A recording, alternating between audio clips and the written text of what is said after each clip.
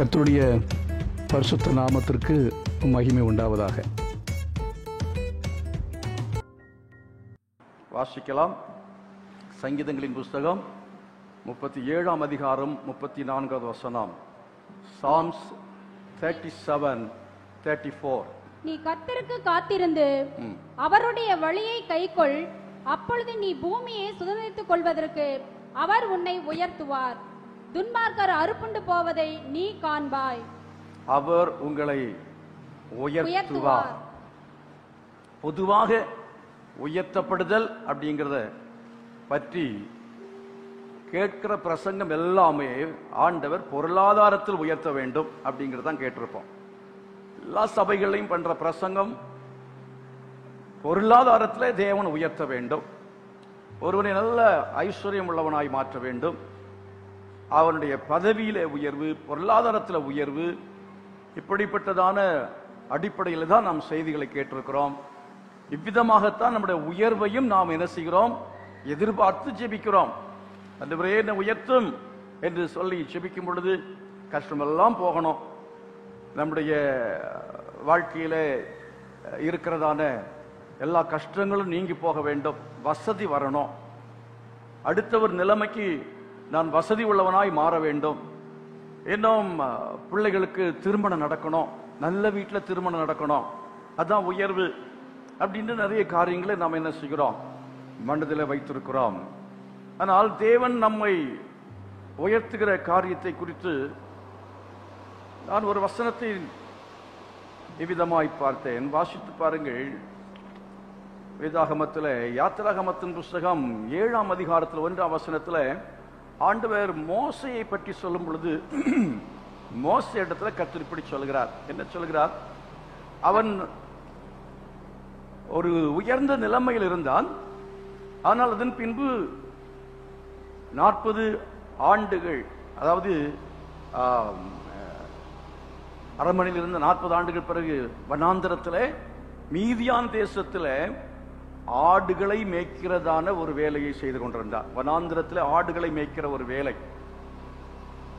எகிப்திலே பார்வோனுடைய வீட்டில் வளர்ந்தவன், ஆனால் அவனுடைய வாலிப பருவத்துக்கு பிறகு, ஒரு குறிப்பிட்ட காலத்துக்கு பிறகு, அவன் மீதியான் தேசத்தில் மாமனாருடைய வீடுகள், மாமனாருடைய ஆடுகளை மேய்த்து கொண்டார். அவனுக்கு கூட சொந்தமா ஆடு கிடையாது, மாமனாருடைய ஆடுகளை மேய்த்து கொண்டிருந்தான். அந்நிய தேசத்தில், அவனுடைய சொந்த தேசத்தை அவன் இப்பொழுது மறந்து விட்டான். சொந்த இனம் அவன் பார்க்க முடியாது, சொந்தக்காரங்க வீட்டுக்கு வர முடியாது. ஏன்னா வந்தால் இவனை பார்வோன் கொன்று போடுவான். ஆகவே அவன் ஒரு அகதியை போல ஒரு அந்நிய நாட்டில் அவன் ஒரு சாதாரண ஒரு வேலையை, ஆடுகளை மேய்க்கிற வேலையை செய்து கொண்டிருக்கிறதை பார்க்கிறோம். அவனை பார்த்து ஆண்டவர் என்ன சொல்றார் பாருங்க. 7ஆம் அதிகாரத்தில் 1ஆம் வசனம். கர்த்தர் மோசேயை நோக்கி பார், உன்னை நான் பார்வோனுக்கு தேவனாக்கினேன். அந்த வார்த்தையை பாருங்களா, அதை கொஞ்சம் நீங்க எப்படி கற்பனை பண்ணி பாருங்க. ஆடு எப்படி சொல்லியிருப்பார் பாருப்பா, நான் ஒண்ணு என்ன பண்ண போறேன், பார்வோனுக்கு தேவனாக்க போகிறேன் அப்படின்னு ஆண்டவர் அவன்கிட்ட அதை ஒரு பெரிய சேலஞ்சா ஆண்டவர் அவனை பார்த்து சொல்லும் பொழுது அவர் எப்படி சொல்லி இருப்பார் அப்படின்னு கொஞ்சம் நம்ம கற்பனை பண்ணி பார்த்தோம்னா நமக்கு மனதில் நல்லா அது விளங்கும். அவனை பார்த்து அவன் இருக்கிற நிலைமையை பார்க்கிறான். ஒரு கையில ஒரு ஆடு மேய்க்கிறவன் எப்படி நிற்பான், ஒரு குச்சியை வைத்து கொண்டு அரைகுறை ட்ரெஸ் போட்டிருக்கா, எப்படி தெரியாது. ஒரு நல்ல ட்ரெஸ் போட்டவனாக அவன் காட்சியளித்திருக்க மாட்டான். Not well dressed, not well equipped, வேற எந்த விதத்திலையும் சிறந்தவன் இல்லை. நல்ல லாங்குவேஜ் கிடையாது, பாஷை இல்லை, பாஷை தெரியாதனால. ஒரு காலத்தில் அவன் he was well educated, பார்வோனுடைய அரண்மனையிலே நன்றாக படித்தவன். படிச்சுட்டு ஒரு வருஷம் நீங்க படிச்சு முடிச்சுட்டு வீட்டில் உட்கார்ந்தீங்கன்னா படிச்சதை மறந்துடுவீங்க. அப்புறம் போய் வேலை கேட்டா வேலை கிடைக்காது. அதனால வேலை கொடுக்குறவன் கேட்பா, நீ எவ்வளவு நாள்ப்பா, நீ படிச்சு எவ்வளவு நாள் ஆச்சு, 5 வருஷமா வீட்டில் இருந்தேன்னா நீ வீட்டிலே போய் உட்காரணுமா. ஏன்னா படிச்சதை வச்சு ஒண்ணுமே பண்ண முடியாது. அதெல்லாம் படித்து முடித்த உடனே ஏதாவது ஒரு வேலையை செய்யணும், ஏதாவது ஒரு வேலையை செய்யணும். இல்லைன்னா படிச்சதுக்கும் நமக்கும் பிரயோஜனமே, படித்ததுக்கும் நமக்கு எந்த பிரயோஜனமும் இல்லாமல் போய்விடும். நல்லா படிச்சிருந்தான், நல்ல விதமாக அவன் எக்யூப்டா தான் இருந்தான். அடுத்த நிலைமையில ஒரு ராஜாவாய் வரக்கூடிய அளவுக்கு ஒரு லீடர்ஷிப்புக்கு வருவதற்கு, எகிப்து தேசத்திலேயே உயர்ந்த அந்த பதவியை அடைவதற்கு உரிய எல்லா தகுதியும் அவனுக்கு இருந்தது. ஆனா இப்ப அவனுடைய தகுதியை பாருங்க. ஆளை பார்த்தா ராஜா மாதிரி இல்ல, பிச்சைக்காரன், ஒரு லேபரர் மாதிரி இருக்கான், ஒரு கூலி ஆள் மாதிரி இருக்கான், ஒரு கூலி ஆளுடைய தோற்றம். நம்ம மோசையை பற்றி பார்த்தோம்னா தாடி வளர்த்த மாதிரிலாம் பார்ப்போம் மூவியில, அப்படிதான் இருந்திருப்பான். அது மாதிரி இப்ப நீங்க ஆண்டவர் சொல்லும் போது எனக்கு பேச தெரியாது என்று சொல்லுகிறான் என்றால், பேசுறதையே மறந்து விட்டான். சாதாரணமாக பேசுவதற்கு என்பதற்கு அவனுக்கு அதாவது மறந்து போனது. அநேகர் மேடையில நல்ல பேசணும்னா தொடர்ந்து மேடையில பேசிட்டு இருக்கணும். அதாவது தொடர்ந்து பேசிட்டு இருந்தா தான் பேச்சு வரும். டிரைவர்ஸ் சிலர் போயிருப்பாங்க, அவங்களுக்கு பாத்தீங்கன்னு சொன்னா பல காரியங்கள்ல அவர்கள் பின்தங்கி விடுவார்கள். ஏன்னா ரோட்டையே பார்த்து அப்படியே ஓட்டிட்டே இருந்து யார்ட்டையும் அதிகமாக வேற கான்டாக்ட் இல்லை. அதனால ஒரு ஏரியாவில் அப்படியே அவங்க டல் ஆயிடுவாங்க. சிலர் டிரைவராகவும் இருப்பாங்க, வேறையும் பல காரியங்களில் தங்களை ஈடுபடுத்திக் கொள்வார்கள். அதுபோல சில வேலைகள், சிலர் மிஷின்லயே தான் இருப்பாங்க. வீட்டில் வந்தா சாப்பிட வேண்டியது, தூங்க வேண்டியது, காலில் போய் மிஷின் ஓட்ட வேண்டியது, யார்ட்டும் பேச வேண்டியது இருக்காது. அவங்களுடைய திறமைகள் அப்படியே அவங்க பின்வாங்கி, அதாவது பின்னோக்கி போய் விடுவார்கள், வளர்ச்சி இல்லாமல் போய் விடுவார்கள், வளர்ச்சி குன்றி போய் விடுவார்கள். ஆகவே அவ்விதமான நிலைமையிலே அவன் ஒரு பூஜ்யம், ஆங்கிலத்தில் சொன்னால் ஜீரோ, ஒரு பூஜ்யத்துக்கு வந்து விட்டான். ஒரு காலத்தில் அவன் என்ன நினைச்சான் தெரியுமா? ஐ ஹீரோ என்று நினைத்தான். நம்ம எப்ப ஹீரோ நினைக்கிறோமோ அப்போ ஆண்டவர் சொல்வாரு, நீ எதுக்கும் பிரயோஜனம் இல்லாத ஆள், ஒன்னு தான் உயர்த்த முடியாது. நம்ம ஹீரோன்னு எப்ப நினைக்கிறோமோ அப்படி நினைக்கிறவர்களை கர்த்தர் உயர்த்த மாட்டார். அவன் பெரிய ஆள், நல்ல பலன் இருக்கு, நல்ல புத்தி இருக்கிறது, நல்ல ஸ்மார்ட்டான ஆள், என் குடும்பம் பெருசு, இப்படி நிறைய மசில் அப்படின்லாம் காட்டணும்னா ஆண்டவர் சொல்வாரு, நீ குப்பை, ஒண்ணும் இல்லை, எனக்கு உதவி, நீ ஒன்னு நான் உபயோகப்படுத்த முடியாது என்று சொல்லுவார். நம்ம ஆண்டவர் உயர்த்தவும் மாட்டார். ஆகவே அப்படிப்பட்ட ஆட்களை கர்த்தர் என்ன செய்வார் என்றால், சீரோ அப்படின்னு ஒரு நிலைமை கொண்டு வருவார், ஒண்ணும் இல்லை அப்படிங்கிற நிலைமை கொண்டு வருவார். அதுக்காக தான் அவனை எகிப்திலிருந்து மீதியான் தேசத்துக்கு போகக்கூடிய ஒரு அட்மாஸ்பியர், ஒரு சூழ்நிலை உண்டாயிற்று. அவனை பார்வோன் கொல்ல பார்த்தான். ஏனென்றால் இவன் ஒரு கொலை செய்தான். ஒரு எகிப்தியனை கொன்று மணல்லே புதைத்து விட்டான். கொன்றுட்டு யாருக்கும் தெரியக்கூடாதுங்கிறதுக்காக மணல்ல புதைச்சிட்டான். ரொம்ப ஸ்மார்ட் அந்த விஷயத்துல. தொடர்ந்து விட்டிருந்தா எகிப்தில் அத்தனை பேரையும் இப்படி கொண்டு அடியில புதைச்சிடலாம் நினைச்சான். அந்த மாதிரி இஸ்ரவேல் ஜனங்கள் எகிப்திலே அடிமையா இருந்து அவர்களை எப்படியா விடுவித்து விட வேண்டும் அப்படிங்கிற ஒரு நல்ல நோக்கம்தான். அது என்னால முடியும் என்று நினைத்தார். நினைத்து அதை செய்ய ஆரம்பித்தான். அது தவறான வழியிலே செய்தான். தேவனுடைய மெத்தட் அதை வைத்துதான் நாம் முன்னேற முடியுமே தவிர, நம்முடைய மெத்தட்ல நம்ம முன்னேறினால் அது தோல்வியாய் முடியும். ஓடி போக வேண்டியது இருக்கும், கடைசியில நம்ம சீரோவா மாற வேண்டியது இருக்கும். So we must follow the God's method. தேவனுடைய அந்த மெத்தட், அவருடைய முறையை கற்றுக்கொள்ள வேண்டியது அவசியம். அவர் வைத்திருக்கிற வழியை கற்றுக்கொள்ள வேண்டும். ஆகவே தான் 37ஆம் சங்கீதத்திலே 34ஆம் வசனத்தில் என்ன படிக்கிறோம்? கர்த்தருக்கு காத்திருந்து அவர் வழியை கைக்கொள் அப்படிங்கிறதுக்கு முன்னால கற்றுக்கொள் அப்படின்னு இடையில போட்டுக்குவோம். முதல்ல கற்றுக்கொள், அப்புறம் கைக்கொள். God's method, the God's route, the God's way, God's plan, the God's will, இவைகளை நாம் கற்றுக்கொள்ள வேண்டும் என்றால் காத்திருக்க வேண்டும். பொறுமையாய் காத்திருந்து அந்த வழியை கற்றுக்கொண்டு அந்த வழியை நாம் கை கொண்டால் கர்த்தர் எந்த மனுஷனையும் உயர்த்த முடியும். கரங்களை வைத்து கர்த்தரை மகிமைப்படுத்துவான். இவன் அவசரப்பட்டதுனால அநேக ஆண்டுகளை அவன் நஷ்டப்படுத்த வேண்டியதா இருந்தது. அதுதான் ஆபிரகாமுடைய வாழ்க்கையிலும் சம்பவித்தது. ஆனால் தாவீதுடைய வாழ்க்கையிலே அவனுக்கு அவன் இந்த அளவுக்கு அவன் குழப்பம் அடையவில்லை. அவன் ஆரம்பத்திலேயே தன்னை ஒரு ஹீரோவா நினைக்கவில்லை, தன்னை ஒரு ஹீரோவாகவே நினைத்தான். ஆமென், அல்லேலூயா. அவன் தேவனுடைய கிருபையை சார்ந்திருந்தான். he was depending upon the grace of God. தேவனுடைய கிருபையை தாவீது சார்ந்திருந்தவன். சங்கீதத்தில் படிக்கும் பொழுதெல்லாம் தேவ கிருபை, தேவனுடைய கிருபை, கர்த்தரையே நம்பி இருக்கிறேன், அவர் கிருபை ஜீவனை பார்க்கிலும் அவருடைய கிருபை நல்லது என்று அவன் சொல்கிறதை பார்க்கிறோம். ஆகவே தேவனை சார்ந்து கொண்டவன். தேவனை சார்ந்து கொள்ளாமல் தன் பலத்தை சார்ந்து கொள்கிறவன், தன் அறிவை சார்ந்து கொள்கிறவனை கர்த்தர் உயர்த்த மாட்டார். அவன் இந்த உலகத்திலே உயர்த்தப்பட முடியாது. ஆகவே என்ன செய்ய வேண்டும்? தேவனை நாம் சார்ந்து கொள்ள வேண்டும். காத்திருந்து கற்றுக்கொள்ள வேண்டும்.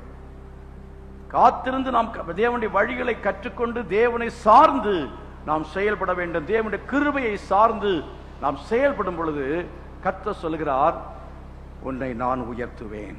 ஆமென், ஹல்லேலூயா. தேவன் நம்மை அவர் உயர்த்துகிறவராக இருக்கிறார். 1 பேதுருவிலே நாம் வாசிக்கிறோம் 5ஆம் அதிகாரத்தில் 6வது வசனம். ஆகையால் ஏற்ற காலத்திலே தேவன் உங்களை உயர்த்தும்படி, ஆகையால் ஏற்ற காலத்திலே தேவன் உங்களை உயர்த்தும்படிக்கு அவருடைய பலத்த கைக்குள் அடங்கி இருங்கள். பலத்த கரத்துக்குள் என்ன செய்யுங்கள்? அடங்கி இருங்கள். பலத்த கரத்துக்குள் என்ன செய்யுங்கள்? அடங்கி இருங்கள். இப்போ மோசே எடுத்துக்கொள்ளுங்கள். அவர் சீரோவாக ஆக்கினது யாரு? சொல்ல போனா அவனுடைய சுயநலம், அவனுடைய அதாவது புத்தியினம், அவனுடைய மதியினம், அவனுடைய பாவம், அவனுடைய அவசர புத்தி, இதெல்லாம் தான் அவனை சீரோவா மாற்றினது. பூஜ்யமான நிலைமைக்கு கொண்டு வந்தது, ஒன்றுமில்லாத நிலைமைக்கு கொண்டு வந்தது. அடிமட்டத்துக்கு வந்து விட்டான். அவ்விதமான நிலைமையிலே தேவன் சில சமயத்திலே நம்மை அவர் மாற்றுவார்.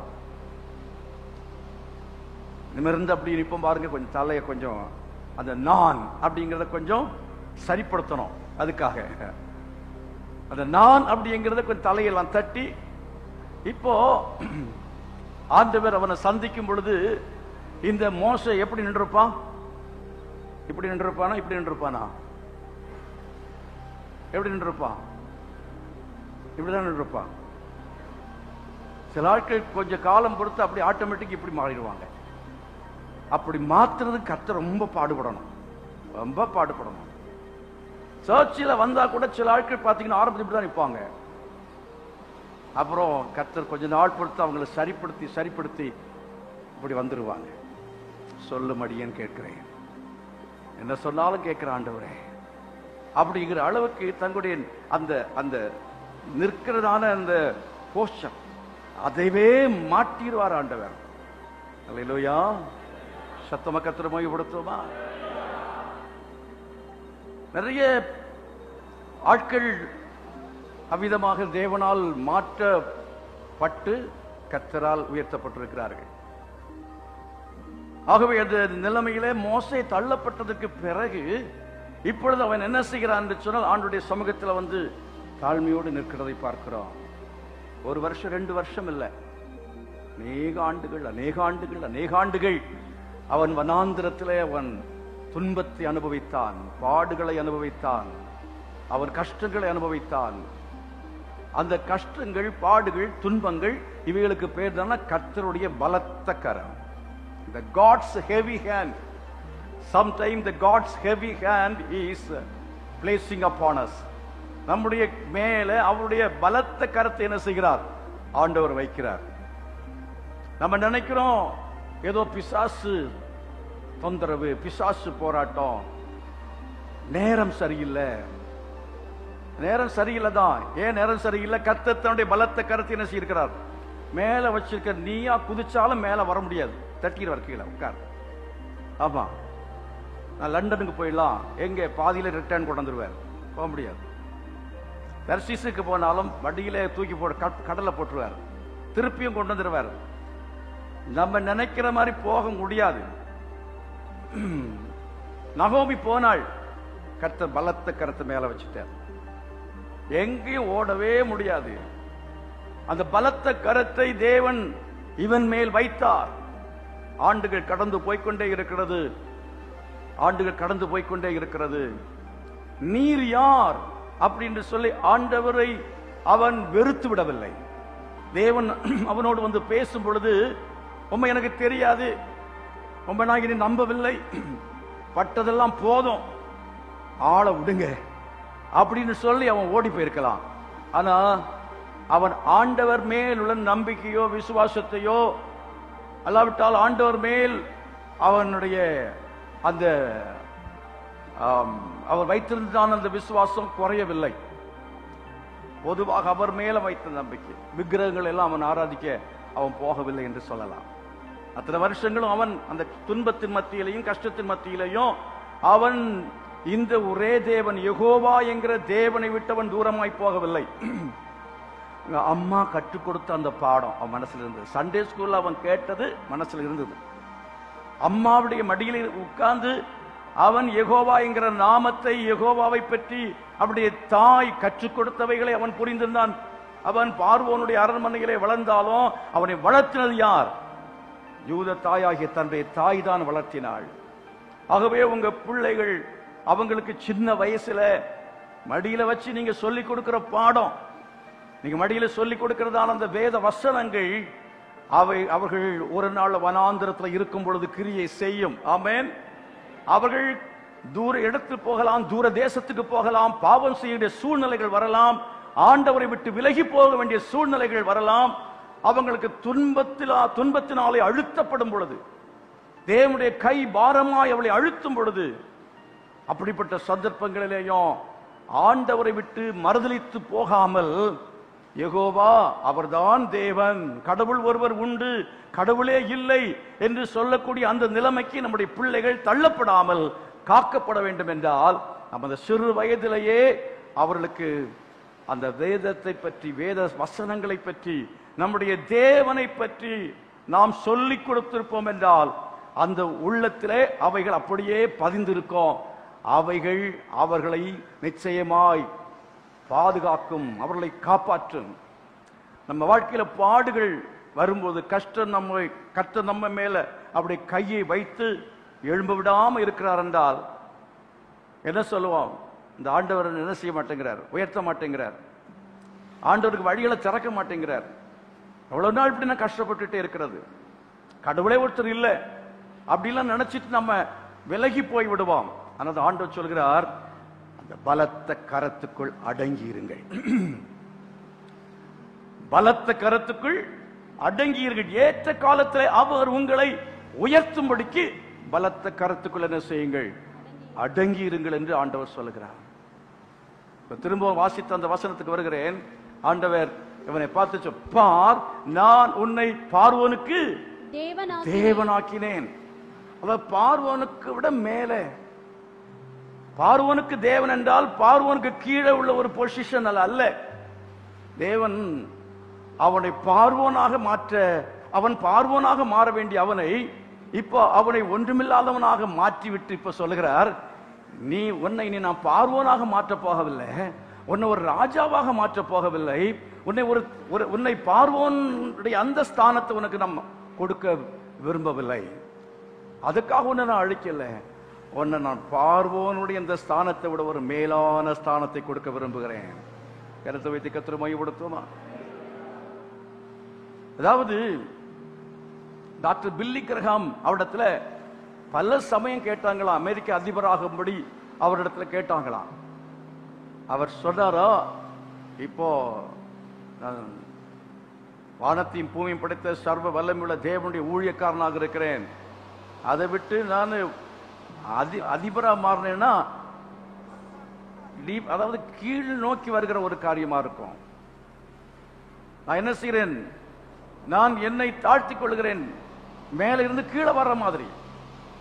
ஒருத்தர் ஊழியக்காரனா இருக்கிறவர் மேல தான் இருக்கணும், கீழே வரக்கூடாது. இப்ப பிரைம் மினிஸ்டர் இங்க வந்தாலும் பிரைம் மினிஸ்டர் இங்கே தான் இருப்பார், அங்கே தான் இருப்பார். அவர் அங்கே தான் இருப்பார். ஆண்டவர் ஊழியக்காரர்கள் என்று சொல்லும் பொழுது, ஒரு சுவிசேஷகனாக தேவன் அழைத்தாலும் சரி, ஒரு பாஸ்டராக அழைத்தாலும் சரி, ஆண்டவர் தேவ ஜனத்தை நடத்துகிற ஒரு ஊழியக்காரனாக தேவன் அழைக்கும் பொழுது, அவனை சபையின் ஒரு போதகனாக அழைக்கும் பொழுதும், அவன் இந்த அரசியல் தலைவர்களுடைய தேசத்தின் ராஜாவை பார்க்கிலும் அவர்களை உயர்ந்த ஸ்தானத்தில் வைத்திருக்கிறார். எத்தனை பேர் ஆமென் சொல்றீங்க? அல்லேலூயா. ஆகவே தான் கர்த்தர் இந்த மோசையை நோக்கி சொல்லுகிறார், பார், நான் உன்னை பார்வோனுக்கு தேவனாக உன்னை ஆக்கினேன் என்று ஆண்டவர் சொல்லுகிறார். ஆக்குவேன் என்றால் என்ன சொல்ல, வாசித்து பாருங்க என்ன சொல்லப்பட்டிருக்கிறது. பார்வோனுக்கு கர்த்தர் மோசேயை நோக்கி, பார், உன்னை நான் பார்வோனுக்கு தேவன் ஆக்கினேன். ஆக்கினேன், ஆக்குவேன் சொல்லல, ஆக்கினேன். Present tense of past tense, past tense அப்படின்னா, அதாவது அந்த முடிஞ்சு போச்சு, இனிமே உனக்கு அங்க எல்லாம் வேலை இல்லப்பா, எல்லாத்தையும் பெட்டு கட்டிட்டு வா, நான் உன்னை எகிப்துக்கு அனுப்ப போறேன், உனக்கு அடுத்த ப்ரமோஷன் தர போறேன், நான் உன்னை உயர்த்த போகிறேன், நீ பார்வோனுக்கு தேவனாக மாற போகிறாய். பார்வோனுக்கு தேவன், பார்வோனுக்கு தேவன், உலகத்துக்கெல்லாம் தேவன் அல்ல. அது ஒண்ணு புரிஞ்சுக்கணும். நான் உன்னை தேவனாக்குவேன் சொல்ல, உன்னை பார்வோனுக்கு தேவனாக்குவேன். சில இடங்களில் கர்த்தர் நம்மை அந்த ஜனங்களுக்கு மேலாக ஒரு தெய்வீக ஸ்தானத்தில் ஒரு தேவனை பார்க்கிறது போல நம்ம பார்ப்பாங்க. ஒரு தேவனை பார்க்கிறது மாதிரி பார்த்து பயப்படுவாங்க. அந்த ஒரு பயம் வரும், ஒரு ரெவரன்ஸ். அதாவது அப்படிப்பட்ட ஒரு ரெவரன்ஸ்ங்கிறது ஒரு பயபக்திக்குரியவர்களாக கர்த்தர் நம்மை அவர் மாற்றுகிறவராக இருக்கிறார். அல்லேலூயா. ஆண்டவர் உங்களையும் என்னை அப்படி மாற்றுவார். எத்தனை பேர் விசுவாசிக்கிறீங்க? மனுஷன் விரும்புகிறது எல்லாமே எப்படி மாறணும்? தேவனாகவே மாறணும்னு சொல்லி விரும்புகிறது தான் முதல் தப்பு. அதுதான் முதலாவது பாவமே, அதுதான் பாவம். பாவம் பிரவேசித்ததுக்கு காரணமே என்னன்னா, நான் உயர வேண்டும், நான் உயர வேண்டும் என்று நினைத்தது தான் பாவமா மாறியது. உயர வேண்டும் என்று நினைப்பது பாவம் அல்ல, எப்படி உயர வேண்டும் என்று நினைக்கிறது தான் அதாவது இருக்கிறது. வாசித்து பாருங்கள், ஏசாயா தீர்க்கதரிசியின் புத்தகம் 14ஆம் அதிகாரம் 14வது வசனம். The book of Isaiah chapter 14 verse 14. நான் மேகங்களுக்கு மேலாக, நான் மேகங்களுக்கு மேலாக உன்னதங்களில் ஏறுவேன், உன்னதங்களிலே ஏறுவேன், உன்னதமானவருக்கு ஒப்பாவேன் என்றும் நீ உன் இருதயத்தில் சொன்னாயே, நீ உன் இருதயத்தில் சொன்னாயே, ஆனாலும் நீ அகாதமான பாதாளத்திலே தள்ளுண்டு போனாய். யார்கிட்ட சொல்றார் ஆண்டவர்? லூசிபர் கேருபாய் இருந்தவன், காப்பாற்றுவதற்காக தேவனுடைய பர்வதத்திலே இருந்த அவனுக்கு இருதயத்திலே ஒரு மேட்டிமையான எண்ணம். அது என்ன எண்ணம் அப்படின்னு பாத்தீங்கன்னா, சுருக்கமா சொல்ல போனா, அதாவது கடவுள்கிட்ட எல்லாரும் மதிக்கிறாங்க, ஆனா அவர் யாரையுமே வணங்குறது கிடையாது. அவன் பார்க்கிறான், கடவுள் யாரையும் வந்து குட் மார்னிங் சொல்றாரா? சொல்லியிருப்பார் தெரியல, அந்த மாதிரி குட் மார்னிங் எல்லாம் சொல்லலாம், தப்பு இல்லை, அவரை சொல்லிக்கலாம் அவர் விளையாண்டவர். ஆனா ஆண்டவர் வந்து எல்லாரும் ஆராதிப்பாங்களே தவிர அவர் யாரையும் ஆராதிக்க மாட்டார். எல்லாரும் அவரை புகழ்கிறார்கள், எல்லாரும் அவரை ஆராதிக்கிறார்கள், எல்லாருக்கும் மேலாக அவர் இருக்கிறார், எல்லாரும் அவரை மதிக்கிறாங்க. இதை பார்த்தவன் நம்ம இருதயத்துக்குள்ளால ஒரு விதமான எண்ணம், ஆசை வந்தது, நான் தேவனுக்கு ஒப்பாக மாற வேண்டும். இப்ப தேவனுக்கு ஒப்பாக மாற வேண்டும் என்று சொன்னால் எல்லாரும் என்ன மதிக்கணும், ஆனா நான் யாரையும் மதிக்க கூடாது. எல்லாரும் என்ன புகழணும், ஆனா நான் யாரும் என்ன செய்யக்கூடாது, புகழக்கூடாது. எல்லாரை விட நான் மேலான ஸ்தானத்தில் என்ன செய்ய வேண்டும், இருக்க வேண்டும் என்கிற அந்த மேட்டிமையான எண்ணம். ஆகவே அதாளத்திலே அவன் தள்ளப்பட்டான் என்று சொல்லப்பட்டிருக்கிறது. ஆகவே தான் ஆண்டவர் சொன்னார், கர்த்தருக்கு முன்பாக தாழ்மைப்படுங்கள். பேதுரு நிருபத்தில் 5ஆம் அதிகாரம் முழுதும் படித்து பாருங்கள், 4-5 அதிகாரங்கள் முழுசும் அங்கே கீழ்ப்படிதலை பற்றியும் தாழ்மை பற்றியும் சொல்லி இருக்கிறது. ஆகவே மனிதனுடைய ஒரு எண்ணம், அந்த லூசிபர் இடத்திலிருந்து இருந்த எண்ணமே மனுஷனுக்கும் அந்த பிசாசு கொடுப்பான். பிசாசு எப்பவுமே இந்த மேட்டிமையான எண்ணத்தை கொடுப்பான். பெருமையான எண்ணத்தை கொடுப்பான். நம்ம ஜாதியை பற்றிய பெருமை, படிப்பை பற்றிய பெருமை, ஒண்ணு இல்லைன்னாலும் பெருமையா நினைப்போம். இவன் நினைக்கிறதுக்கு இவனுக்கு இதா இருக்கா? கிருபையா ஆண்டவர் அங்க வச்சிருக்கார். எட்டி உதைச்சார்னா கீழே போயிடுவான், அது அவனுக்கு தெரியல. ஆண்டவர் கிருபையா வைத்திருக்கிறார். நம்ம எந்த வீட்டில் இருக்கிறோமோ, இல்ல எந்த சபையில் இருக்கிறோம், எந்த ஊர்ல இருக்கிறோம், எந்த பொசிஷன்ல இருக்கிறோம், எல்லாமே கர்த்தர் நம்மை ஆக்கி இருக்கிறார். எப்படி ஆக்கி இருக்கிறார்? எதனால் ஆக்கி இருக்கிறார்? பிகாஸ் ஆஃப் ஹிஸ் கிரேஸ், அவருடைய கிருபை. ஆண்டவரே உம்முடைய கிருபைக்காக ஸ்தோத்திரம்.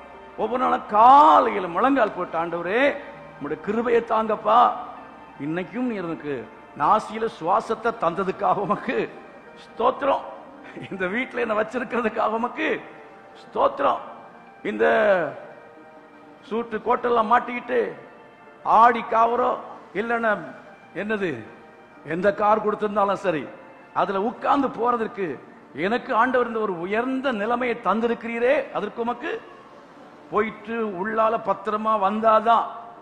அப்படின்னா உங்களுடைய கிருபைதான், உங்களுடைய கிருபைதான் அப்படின்னு சொல்லி அவரை ஆராதிக்கணும், அவரை துதிக்கணும், அவரை உயர்த்த வேண்டும், அவருக்கு ஊழியம் செய்யணும், தாழ்மையோடு கூட பேசணும். பெருமையா பேசக்கூடாது. அகங்காரம், பெருமை, திமிர், இந்த வார்த்தைகள் எல்லாம் நமக்கு உபயோகப்படுத்துற வார்த்தைகள் தெரியும் இல்ல? இதெல்லாம் நம்மகிட்ட இருக்கிறதா என்று பார்க்க வேண்டும். நாம் அதனால தலை குனிஞ்சு அப்படியே நடக்கணும்னு நான் சொல்லல. தலையை நிமிர்ந்து நடக்கலாம், தப்பு இல்லை. ஆனா பெருமை மட்டும் இல்லாம இருக்கணும். அல்லேலூயா. சத்தமா நம்பிக்கையோடு தலை நிமிர்ந்து நடக்கலாம், சந்தோஷத்தோடு கூட நடக்கலாம். நமக்குள்ள பெருமை, மேட்டிமை மட்டும் வராமல் பார்த்து கொள்ள வேண்டியது அவசியமாக இருக்கிறது. இப்போ 40 வருஷம் ஊழியத்தில் இருக்கிறதான என்ன பார்த்துட்டு 1 வருஷம் ஊழியத்தில் இருக்கிற ஒரு நபர், ஊழியத்துக்கு புதுசா வந்திருக்கிறவர், வானத்துக்கு ஏறுவேன் அப்படின்னா ஆண்டவர் என்ன செய்வார்? சீக்கிரமா அனுப்பிடுவார். ஊழியத்தை விட்டு அனுப்பி எத்தனை பேர் அப்படி போயிருக்கிறாங்க? அப்பதான் ஊழியத்துக்கு வந்திருப்பாங்க. 40 வருஷம் ஊழியத்துல இருக்கிறதான என்ன பார்த்துட்டு ஒரு பொறாமை அப்படிப்பட்ட ஆட்களுக்கு வரும் என்றால், கர்த்தர் அவர்கள் என்ன செய்வார் என்றால் ஊழியத்தில் இல்ல உலகத்தில் வைக்க மாட்டார். பெருமை, மேட்டிமை, நமக்கு வயசு, நம்முடைய தகுதி எல்லாம் நமக்கு தெரியணும். அப்படி இருந்தாலும் கூட நம்ம நினைக்க கூடாது. கரங்களை கர்த்தரை மகிமைப்படுத்துவோமா? மேல இருக்கிற ஆட்களை மதிக்க கற்றுக்கொள்ள வேண்டும். பாஸ்டர்ஸ்கள் தான் பாஸ்டர்ஸ், டீச்சர்ஸ் டீச்சர்ஸ், பெற்றோர் என்றால் பெற்றோர். தேசத்தில் உள்ள அதிபதிகளாக இருந்தால் அவர்களையும் நாம் என்ன செய்ய வேண்டும்? மதிக்க வேண்டும். அதிகாரிகள் என்ன செய்ய வேண்டும்? மதிக்க வேண்டும். கர்த்தருக்கும் தாழ்மைப்படுங்கள், அவர் உங்களை என்ன செய்வார்? உயர்த்துவார். எத்தனை பேர் ஆமென் சொல்றீங்க? அல்லேலூயா. இன்னொரு வசனத்தை நீங்கள் வாசிக்கலாம். ஆதியாகமத்தின் புத்தகம் 3ஆம் அதிகாரம் 5வது வசனம். The book of Genesis chapter 3 verse 5. நீங்கள் இதை புசிக்கும் நாளிலே, நீங்கள் இதை புசிக்கும் நாளிலே உங்கள் கண்கள் திறக்கப்படும் என்றும், கண்கள் திறக்கப்படும் என்றும், நீங்கள் நன்மை தீமையை அறிந்து, நீங்கள் நன்மை தீமை அறிந்து தேவர்களைப் போல இருப்பீர்கள் என்றும், தேவர்களைப் போல இருப்பீர்கள் என்றும், தேவன் அறிவார் என்றது. தேவர்களைப் போல இருப்பீர்கள் அப்படின்னு சொல்லி ஒரு துருபதேசத்தை அவன் இருதயத்தில் அவனுக்கே தோன்றியது. சில சமயத்துல விசுவாசிகளுக்கு அப்படி இருந்த இருப்பில் மாறிடுவாங்க. அவன் இருதயத்துல சில எண்ணங்கள் வந்துடும். நேரத்துக்கு வரை நல்லா இருந்திருப்பா, அடுத்த நாள் அவன் இருதயத்துல ஒரு எண்ணம், தவறான எண்ணம், a wrong motive, a wrong desire, அது உள்ளத்துல வந்து விட்டது என்று சொன்னால் அவன் வாழ்க்கை கதை முடிஞ்சிடும். இருதயத்தை எல்லா காவலோடும் காத்துக்கொள். ஆமென். தவறான எண்ணங்கள், தவறான இச்சைகள், தவறான காரியங்கள் நம்ம உள்ளத்திலே வராமல் கர்த்தர் தம்முடைய கிருபையினால் தான் காக்க முடியும். அதுவும் மேட்டிமை ஆகிறதுக்கு ஒண்ணுமே கிடையாது, அதுலயும் மேட்டிமைப்படுறதுக்கு ஒண்ணுமே இல்லை. கர்த்தர் தம்முடைய கிருபையினாலே தான் நம்முடைய இருதயத்தை என்ன செய்ய வேண்டும்? பாதுகாத்துக் கொள்ள வேண்டியது அவசியமா இருக்கிறது. இங்கே நாம் என்ன பார்க்கிறோம்? ஏவாளை பற்றி பார்க்கிறோம். ஏவாள் நான் அதாவது ஏவாளுக்கு சொல்லப்படுகிறது. யார் சொல்வது? சாத்தான் சர்ப்பத்தின் வடிவிலே வந்து அவளோடு கூட பேசுகிறான். தினந்தோறும் வந்து பேசியிருப்பான். வல்லாத சம்பாஷணைகளுக்கும் தவறான ஆட்களோடு உள்ள தொடர்பு தவறான காரியத்தை செய்யும்படியாய் தூண்டியது, நினைக்கும்படியாய் தூண்டியது. யாரோடு அதிகமாக நீங்க போன்ல பேசுறீங்க, யாரோடு உங்களுடைய தொடர்பு இருக்கிறது, யார் உங்க வீட்டுக்கு அடிக்கடி வாராங்க, அந்த ஆட்கள் சர்ப்பமா இல்ல உண்மையாகவே அது சாத்தானா இல்ல ஆண்டவர் அனுப்பினதான் ஆளா அப்படின்னு நம்ம பார்க்கணும். இல்ல சாத்தான் அனுப்பின ஆளா இல்ல தேவன் அனுப்பின ஆளா என்கிறத பார்க்கணும். அவன் விசுவாசியா இல்ல விசுவாசி இல்லையா அப்படிங்கிறத பார்க்கணும். அவனுக்கும் பாஸ்டருக்கும் நல்ல அண்டர்ஸ்டாண்டிங் இருக்க, சபையில் எப்படிப்பட்ட ஆள் அப்படின்னு பார்க்கணும்.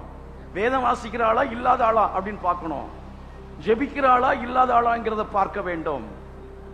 சரியில்லாத ஆட்களோடு சேருகிற ஆட்களை நானும் கவனித்திருக்கிறேன். அவங்க எவ்வளவு ஹீரோவா இருந்தாலும் ஹீரோவா மாறிடுவாங்க, கொண்டு வந்துருவாங்க. சாத்தான் அவன் நம்ம என்ன செய்வான் என்றால், நாம் உயர வேண்டும் என்று அவன் விரும்பி அதை செய்யவில்லை. பிசாசு நம்மை ஒன்றுமில்லாமல் ஆக்க வேண்டும் என்பதற்காகத்தான் அவன் சூழ்ச்சியாய் தந்திரமாய் நம்மை வந்தவன் வஞ்சிக்கும்படி பல காரியங்களை அவன் செய்வான். தேவனை போல மாறணும். கர்த்தர் அவ்வளவு மேன்மை வச்சிருக்கிறார். போதாதா? ஏதேன் தோட்டத்தில் உலகத்தையே கையில கொடுத்திருக்கிறார். மனுஷனுக்கு ஆசைன்னாலும் கொஞ்சம் நஞ்சம் இல்லை. சில ஆட்கள் பார்த்து கல்யாணமே கட்டியிருக்க மாட்டாங்க. கோடி கோடி கோடி கணக்கில் ஏக்கர் ஏக்கர் ஏக்கரா அவங்க சம்பாதிச்சு பினாமி பேர்ல எல்லாம் எழுதி வச்சிருப்பாங்க. செத்து போனா எங்க எது சம்பாதிச்சு போட்டான்னு தெரியாது. அதுக்கு பிறகு அதுல நடக்கிற கேஸ் பிரச்சனைகள் நிறைய இருக்கும். பார்த்துக்கிட்டு இருக்கிறோம் இல்லையா? குடும்பம் இருக்காது, ஒண்ணும் இருக்காது, சொந்த பந்தம் ஒண்ணுமே கொடுக்க மாட்டாங்க. ஆனா அவங்களே சேகரித்து பொன்னையும் பொருளையும் பணத்தையும் எவ்வளவோ சம்பாதிப்பார்கள். அது நமக்கு ஏவாளுக்கும் ஆண்டவர் அவர்கள் சம்பாதித்ததல்ல, கர்த்தர் உண்டாக்கி முழு உலகத்தையும் அவர் கையில் கொடுத்தார். The whole earth, இந்த முழு உலகமும் அவர்களுக்கு கொடுக்கப்பட்டது. இந்த உலகத்தில் உள்ள ஆடு மாடுகள் எல்லாம் அவருக்கு தான் சொந்தம். யாருக்கு? ஆதாமுக்கும் ஏவாளுக்கும். 4 பெரிய ஆறுகள் பிரிந்து ஓடியது ஒரு நதியிலிருந்து. இவங்களுக்கு எங்கேயும் போக வேண்டாம். பெரிய ஏதேன் தோட்டம், பெரிய பார்க்கு, சகலவித விருட்சங்களும் கொண்டதான அந்த இடத்தை ஆண்டவர் ஏற்படுத்தி அவர்களுக்கு கொடுத்தார். நம்ம ஏதோ ஒரு அரை பவுன் ஒரு பவுனை வச்சுட்டு நல்லா காதை ஆட்டிட்டு இருக்கிறோம். ஆமா, ஆனா அவங்களுக்கு ஏதேன் தோட்டத்தில் பார்த்தீங்கன்னு சொன்னா அங்க முழுவதும் பொன் விளையும். அப்புறம் கோமேதகம், நவரத்தின கற்கள் எல்லாமே அந்த தோட்டத்தில் விளைந்ததாம் அப்படின்னு சொல்லி இருக்கு. பொன் விளைந்தது, நவரத்தினங்கள் விளைந்தது. இவ்வளவு மேன்மையா இவ்வளவு ஐஸ்வர்யமா வச்சிருந்தாலும் அந்த ஆசை பாருங்க விடவே இல்லை. சொல்லுவாங்க பேராசை பெரு நஷ்டம். ஆண்டவர் எவ்வளவு உங்களுக்கு கொடுத்திருக்கிறார், கொடுக்கிறதுல திருப்தியா இருக்கணும். ஆண்டவர் கொடுத்திருக்கிறதை நாம் போதும்னு சொல்லுவோம். தேவன் கொடுக்காதவைகள் நமக்கு தேவையில்லை. ஆமென். தேவனுக்கு சித்தமில்லாதது அது நமக்குரியதல்ல. நமக்குரியது இல்லாததை நாம் இச்சிக்க கூடாது. தேவனை போல மாறுவேன் என்றால் அதுக்கு இன்னொரு அர்த்தம் என்ன தெரியுமா? அதாவது ஆண்டவர்கிட்ட கேட்கறதுக்கு யாருமே, கேள்வி கேட்கறது யாருமே கிடையாது.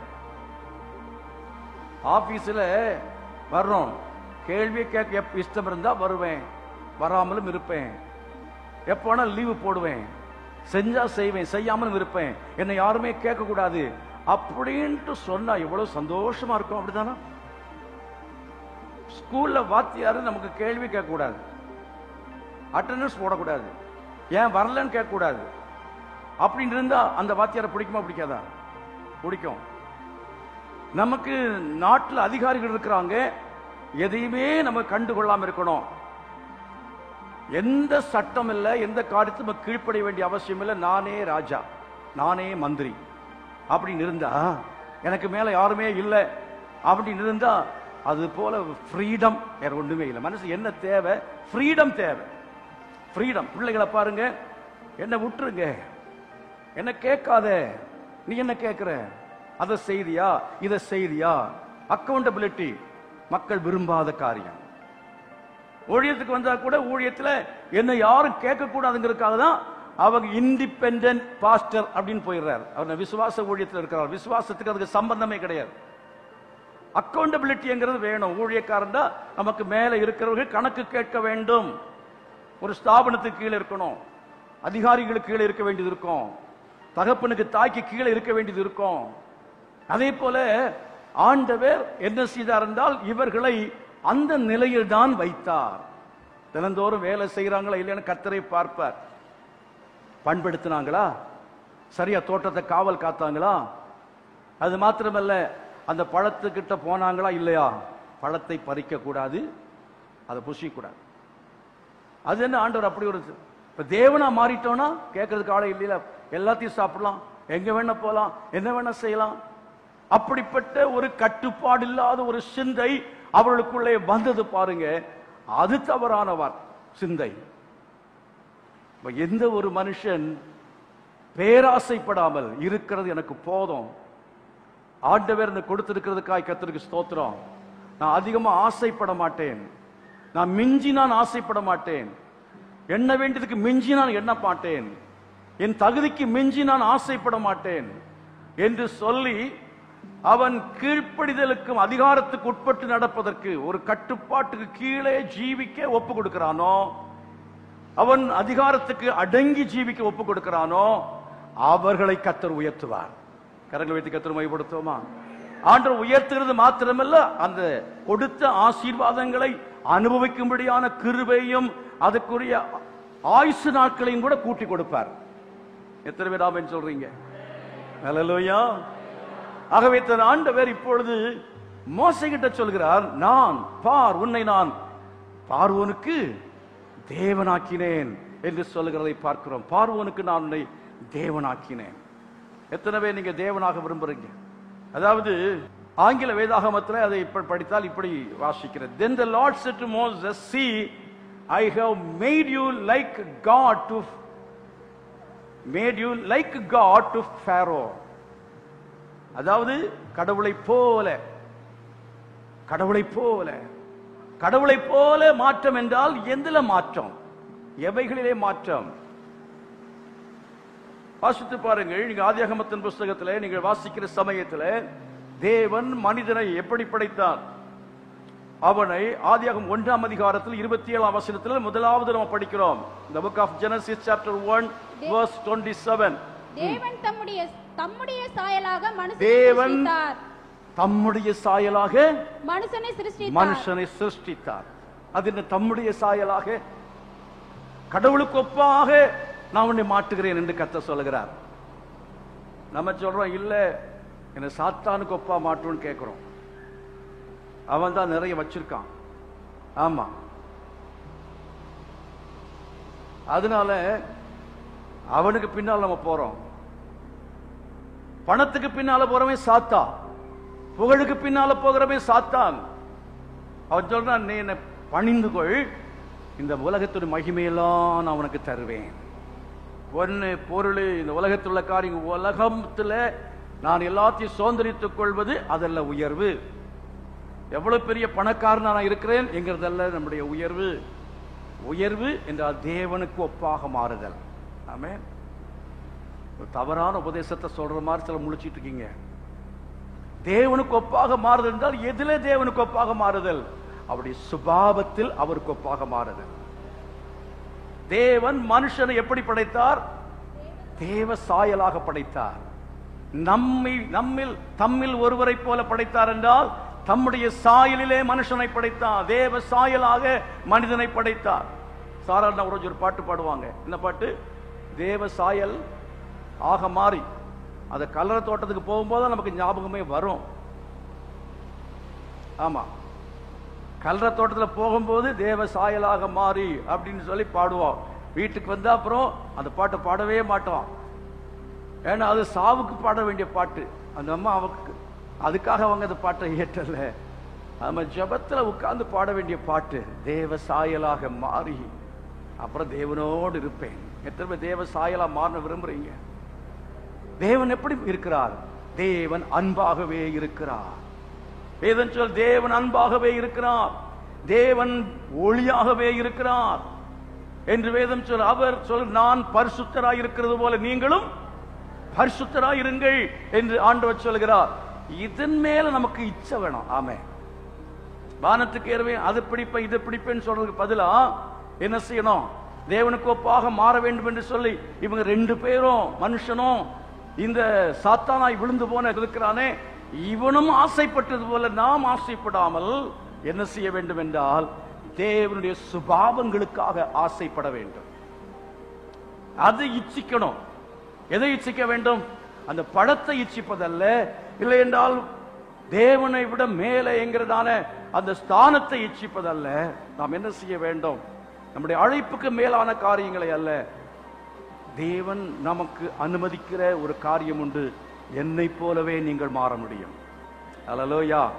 இதுல கொஞ்சம் தான், நீங்க 50% அப்புறம் நீங்க மாறக்கூடாதுன்னு ஆண்டவர் சொல்ல மாட்டார். there is no limitation to become like God in love, in holiness. அன்பிலேயும், அன்பில் நம்மை பரிசுத்தமுள்ளவர்களும் குற்றமற்றவர்களுமாய் மாற்றுவதற்காக அவர் நம்மை உலக தோற்றத்துக்கு முன்பதாகவே தெரிந்து கொண்டார். ஹல்லேலூயா. தேவனை போல மாறணும் எத்தனை பேர் விரும்புறீங்க? நான் அவருக்கு ஒப்பாவேன் அப்படின்னு நம்ம சொன்னா தப்பே கிடையாது. அது இருதயத்தை பொறுத்து இருக்கிறது, நோக்கத்தை பொறுத்து இருக்கிறது. நான் தேவனுக்கு ஒப்பாக மாறுவேன். ஆண்டவர் சொல்ற, பார், நான் உன்னை இந்த உலகத்துல பார்வோனை போல அல்ல, பார்வோனுக்கு மேலாக உன்னை மாற்றப் போகிறேன். நான் பார்வோனை போல அல்ல, உன்னை பார்வோனுக்கே தேவனாக நான் மாற்றப் போகிறேன் என்று ஆண்டவர் சொல்லுகிறார். அருமையானவர்களே, எத்தனை பேர் அப்படிப்பட்ட ஒரு மாற்றம் எனக்குள்ள வேணும் என்று சொல்லி வாஞ்சிக்கிறீர்களோ அத்தனை பேர்களை கர்த்தர் அப்படிப்பட்ட மாற்றம் உள்ளவர்களாய் அவர் இன்றிலிருந்து மாற்ற அவர் துவங்குவார். இன்றிலிருந்து மாற்ற துவங்குவார். எத்தனை பேர் விரும்புறீங்க? அப்படின்னா கர்த்தர் 1 பேதுரு 5ஆம் அதிகாரத்துல சொல்லி இருக்கிற வசனத்தை வாசிக்க. ஆகையால் ஏற்ற காலத்திலே தேவன் உங்களை உயர்த்தும்படிக்கு, ஏற்ற காலத்திலே தேவன் உங்களை உயர்த்தும்படிக்கு அவருடைய பலத்த கைக்குள் அடங்கி இருங்கள், அவருடைய பலத்த கரத்துக்குள் அடங்கி இருங்கள், அடங்கி இருங்கள். 13வது வசனம், கிறிஸ்துவின் மகிமை வெளிப்படும் போது நீங்கள் களி கூர்ந்து மகிழும்படியாக அவருடைய பாடுகளுக்கு நீங்கள் பங்காளிகளானதால் சந்தோஷப்படுங்கள். நீங்கள் கிறிஸ்துவின் நாமத்து நிமித்தம் நிந்திக்கப்பட்டால் பாக்கியவான்கள். 16வது வசனம், ஒருவன் கிறிஸ்தவனாய் இருப்பதனால் பாடுபட்டால் வெட்கப்படாமல் இருந்து அது நிமித்தம் தேவனை மகிமைப்படுத்த கடவன். இதெல்லாம் என்ன சொல்லப்பட்டிருக்கிறது? ஆண்டவர் நமக்கு அனுப்புகிற பாடுகள். ஆண்டவர் துன்பங்களை அனுப்புவார். தேவ சாயல் சும்மா வராது. ஆண்டவர் மீதியான தேசத்துக்கு விரட்டிடுவார். ஆடு மேய்க்கிற நிலைமை கர்த்தர் நம்ம ஹீரோவை நினைச்சா சீரோவாக்கி அவர் கையை மேல வைத்து அழுத்தி மெஷின்ல போட்டு சரியா என்ன செய்யணும்? நம்ம கர்த்தர் என்ன செய்வார்? என்னவா மாத்தணும்னு நீங்க கேட்ட உன்னை மாத்துறேன் அப்படின்னு சொல்லி கர்த்தர் அதுக்குரிய மிஷின்ல போடுவார். அன்பில் பரிசுத்தம் உள்ளவளாய் மாறணும் விரும்புறீங்களா? அன்பில்லாத கணவனை தருவார். அப்பதான் அன்பில் பரிசுத்தம் உள்ளவளாய் மாற முடியும். பரிசுத்தவானா மாறணும் விரும்புறீங்களா? பரிசுத்தம் இல்லாத இடத்துல கொண்டு வந்து வைப்பார்.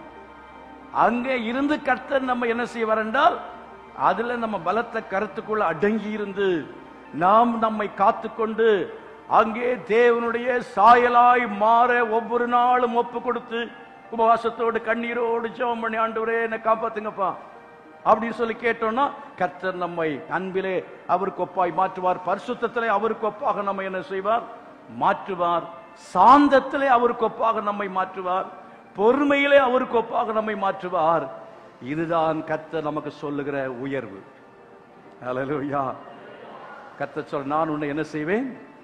உயர்த்துவேன் என்று சொல்கிறார். தேவனுடைய சமூகத்தில் கரங்களை உயர்த்தி என்னை உம்முடைய சாயலாய் மாற்றும் என்று சொல்லி ஆண்டவரை நோக்கி நாம ஜெபிப்போம். கர்த்தர் நம்மை மாற்றுவாராக. ஓ ஹல்லேலூயா. Glory to God. ஜெபம். ஆண்டவரே நம்முடைய சாயலா மாற்றுங்கப்பா, உம்முடைய சாயலா மாற்றுங்கப்பா, உம்முடைய சாயலா மாற்று. நம்முடைய சமூகத்தில் கடந்து வருகிறோம். நீர் எங்களை உம்முடைய சாயலாய் மாற்றுவீராக.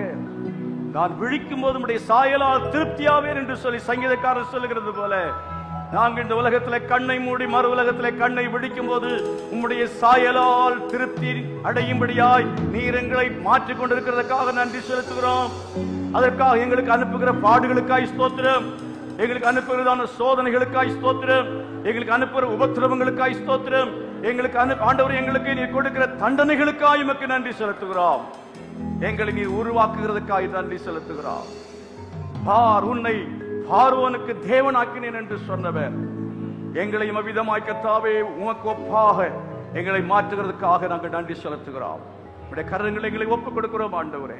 நம்முடைய கர்த்தர் இரட்சகருமாய் இருக்கிற இயேசு கிறிஸ்துவின் கிருபையும் பிதாவாகிய தேவனுடைய அன்பும் பரிசுத்த ஆவியானுடைய அந்யோன்யமும் சமாதானம் பாதுகாவலும் நம் அனைவரோடும் சகல பரிசுத்தவான்களுடன் கூட இன்று நிலைத்திருப்பதாக. ஆமென். God bless you.